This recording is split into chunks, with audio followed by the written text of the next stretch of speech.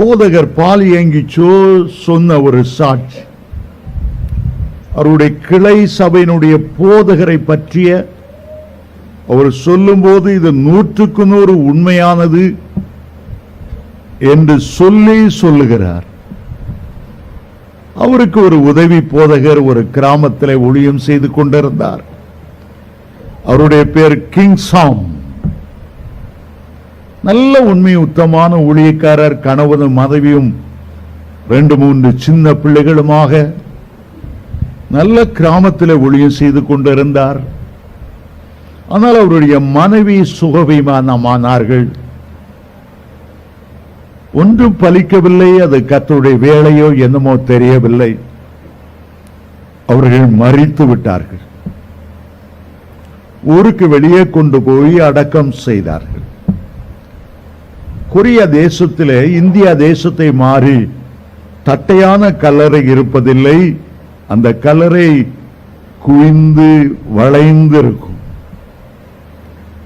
அந்த அம்மா இறந்த ஒரு 5 நாட்கள் கழித்து அந்த பிரேதத்தை பார்க்க வேண்டும், அடக்கம் பண்ண இடத்தை பார்க்க வேண்டும் என்று அவருடைய பிள்ளைகள் விடாமல் சண்டை போட்டபடியால், அப்பாவை தொந்தரப்படுத்தினபடியால் அவர் அந்த 3 பிள்ளைகளையும் அழைத்து கொண்டு அந்த கல்லறைக்கு போற ஒத்தடி பாதை வழியாக மரங்கள் செடிகளுக்குள்ளாக அந்த கல்லறைக்கு போனார்.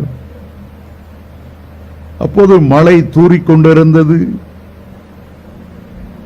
கல்லறை கிட்ட போன உடனே பிள்ளைகள் பார்த்தார்கள், அப்பா அப்பா அப்பா, கல்லறை வெடித்திருக்கிறது. அம்மா உள்ளே இருந்து வெளியே வருவதற்கு முயற்சித்து பார்த்திருக்கிறார்கள். அம்மா இன்னமும் உள்ளே இருக்கிறது போல ஒரு அசைவு எங்களுக்கு தெரிகிறது. தயவு செய்து கல்லறை உடனே தோண்டி அம்மாவை உயிரோடு எழுப்புங்கள். புதைத்து 5 நாட்கள் ஆகிவிட்டன. அவர் சொன்னார், இல்ல பிள்ளைகளே, நம்ம தானே அம்மாவுடைய உயிரற்ற சடலத்தை குளிப்பாட்டி பெட்டிக்குள்ள வைத்தோம். அம்மா எழுந்து வர முடியாது. அம்மா பரலோக ராஜ்யத்துக்கு போயிருக்கிறார்கள்.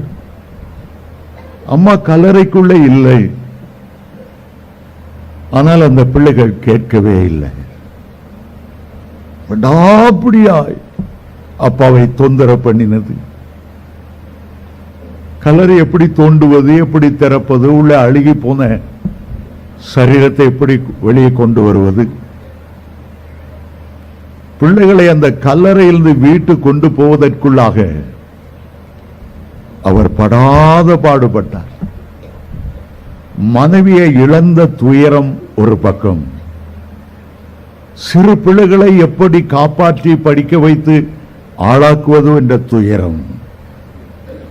இந்த பிள்ளைகள் இரவும் பகலும் தாயை பற்றி பேசிக்கொண்டும் அழுது கொண்டும் சோர்ந்து விழுந்து விழுவதை பார்த்ததும் அவருக்கு மிக வேதனையாயிருந்தது.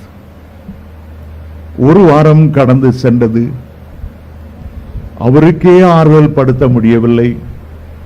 தனக்கே ஆறுதல் இல்லாத நிலையில பிள்ளைகளை ஆறுதல் படுத்த என்னவென்று தெரியவில்லை.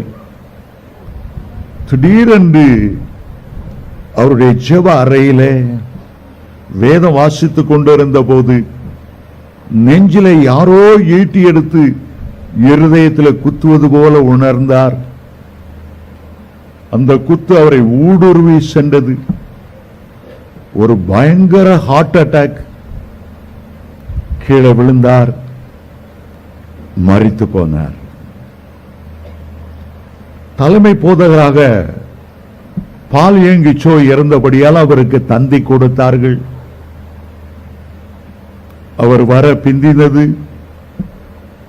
ஆகவே இந்த பிரேதத்தை குளிப்பாட்டி பெட்டிக்குள்ளே வைத்திருந்தார்கள். நேரம் கடந்து போய் கொண்டிருந்தது. அவர் இறந்த உடனேயே அவருடைய ஆவி அவருடைய சரீரத்திலிருந்து வந்தது. அப்போது பரலோகத்திலிருந்து 3 நட்சத்திரங்கள் கீழே விழுவது போன்று அவருக்கு தோன்றினது. கிட்ட கிட்ட கிட்ட வந்து பார்த்தால் அது நட்சத்திரங்கள் அல்ல, 3 தேவ தூதர்கள். அவன் சொன்னான், இயேசு கிறிஸ்து உன்னை பரலோகத்துக்கு அழைத்து கொண்டு வரும்படி சொன்னார், எங்களை அனுப்பினார். உடனே புறப்படு. பிள்ளைகளெல்லாம் அழுவதற்கு பலன் இல்லாமல் தகப்பனுடைய பிரேத பட்டியை சூழ்ந்திருந்தார்கள். அந்த 3 தேவதூதர்களும், ஒருவன் முன் போனான், இந்த 2 பேர் பக்கத்தில் வந்தார்கள்.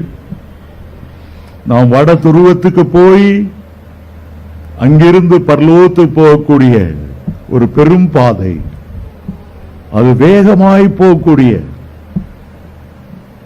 ஊர்ந்து மேலே செல்லக்கூடிய ஒரு படிக்கட்டு போல, ஆங்கிலத்தில் எஸ்கலேட்டர் என்று சொல்வார்கள். படியில ஏறி நின்னா போதும், அதுவே மிஷின்ல ஓடி ஓடி ஓடி உயரத்துக்கு கொண்டு போகும். எல்லாருமாக பரலோகத்துக்கு போகும்போது பெருந்திரள் கூட்டம் அந்த பரலோக வாசலை நின்று அல்லேலூயா என்று பாடி அவரை வரவேற்றார்கள்.